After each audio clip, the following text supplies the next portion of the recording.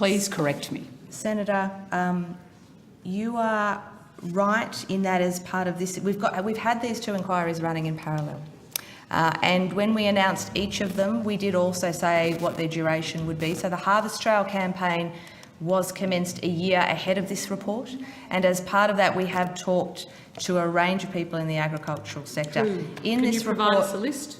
I'm happy to take that on notice, Senator, to provide you with a full list of who we've engaged with as part of the Harvest Trail campaign.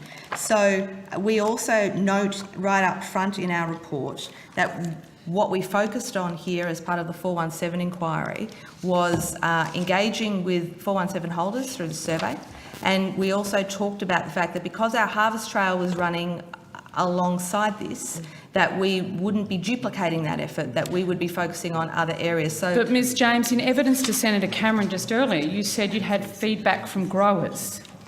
As part in the Appendix 4, stakeholder engagement, I don't see any growers. In my commentary on this report and 417 holders generally, it is true that I have been drawing on our experience across the full range of our work, not just this report.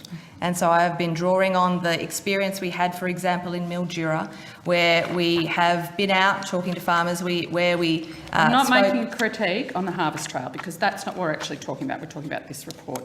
Can I also, can you tell me the process you went through as part of this report to decide which organisations you would contact and consult with? Senator, what was the process of decision making? Yeah. We're happy to take that on notice, Senator. Sure. So I can take it that you didn't contact any of the peak farming bodies in writing this report? Senator, I wouldn't assume that. I'm happy to take that on notice. Well, mate, you've got you've got a lot of unions. You've got, you know, maybe the Meat Industry Training Advisory Council. But it would have been it's an obviously miss out, and I know for fact that the National Farmers Federation, thanks to the work of the Harvest Trail and a whole lot of things that have been going on in this area, have been doing a lot of work.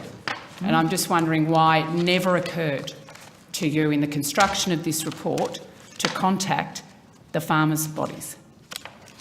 Ms James? Senator, I wouldn't assume that we haven't engaged with the Farmers Federation. Okay, could you tell me how you have?